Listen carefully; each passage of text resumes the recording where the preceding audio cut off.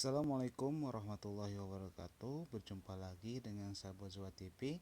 Untuk hari ini kita akan menyampaikan materi MPLS SMPN 2 Bojong, yaitu tentang budaya bermedia digital dan internet aman, ya.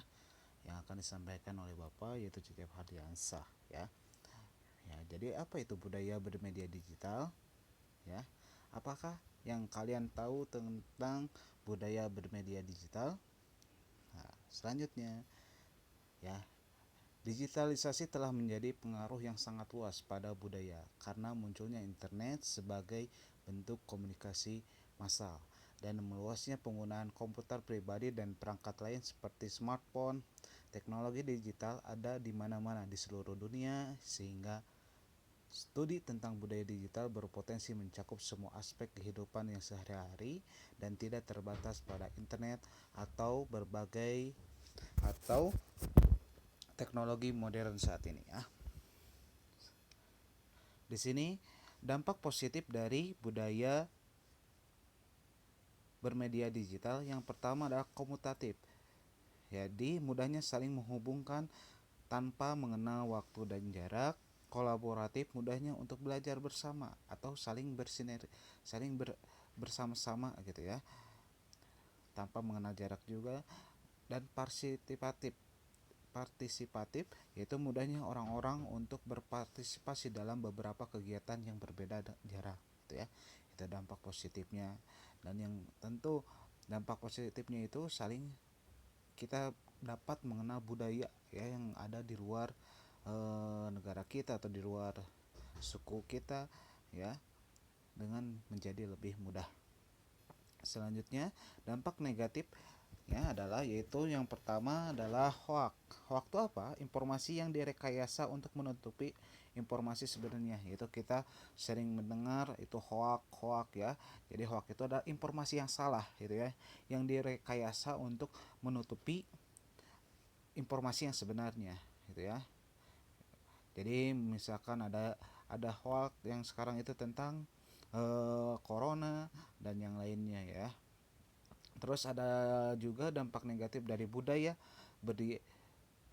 bermedia digital itu adalah yang pertama, yang keduanya adalah penjiplakan atau plagiatisme. Jadi plagiatisme itu penjiplakan atau pengambilan karangan pendapat dan sebagainya dari orang lain dan menjadikan seolah karangan dan dari pendapatnya sendiri.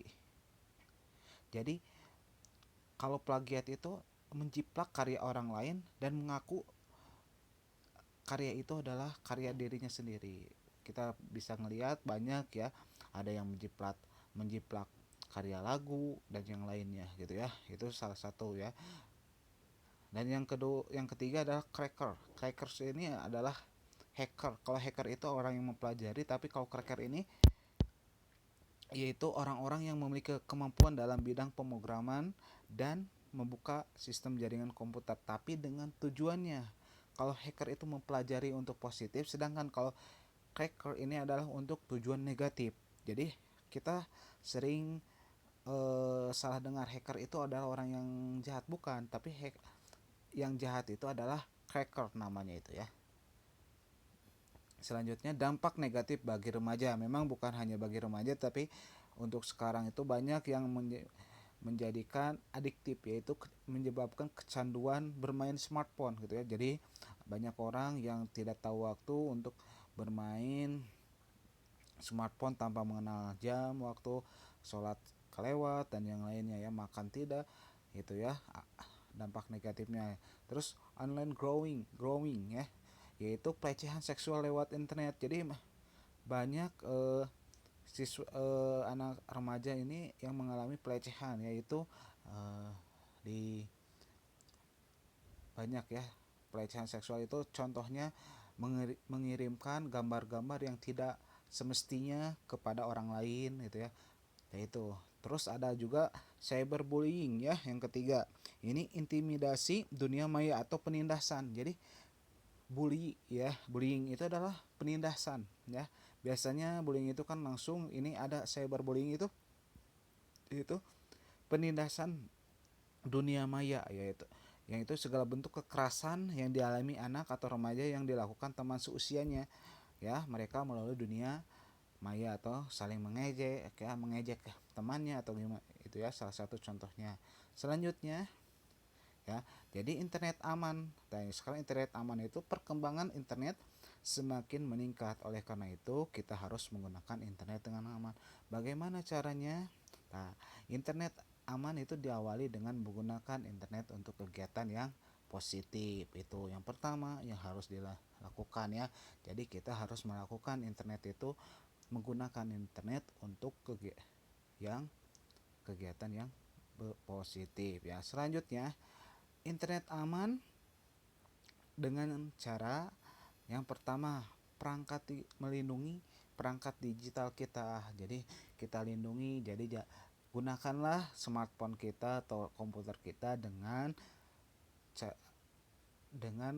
penggunaan yang positif, ya. Jauhi, ya, menggunakan smartphone untuk yang hal-hal negatif, ya. Yang kedua, identitas.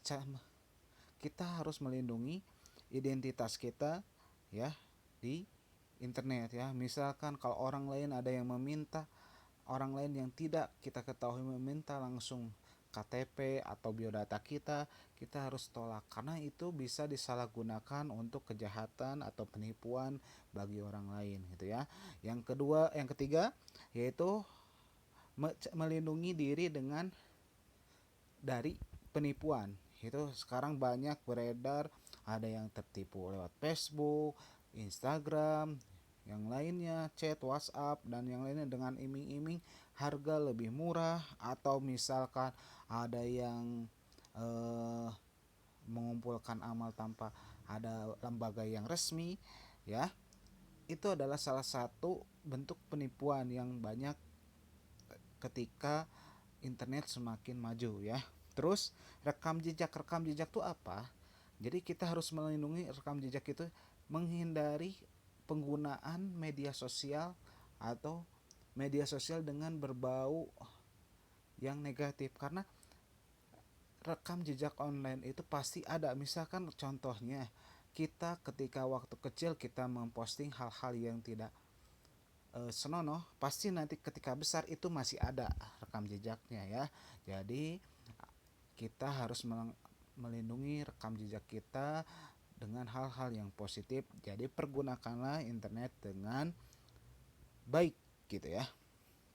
Selanjutnya, jadi ayo kita gunakan internet dengan bijak, ya. Jangan sampai yang jauh mendekat, yang dekat menjauh, yaitu karena ada kala ketika kita mengobrol dengan teman, ya, atau berkumpul dengan teman, saling asik masing-masing, sehingga yang dekat itu terasa jauh, gitu ya.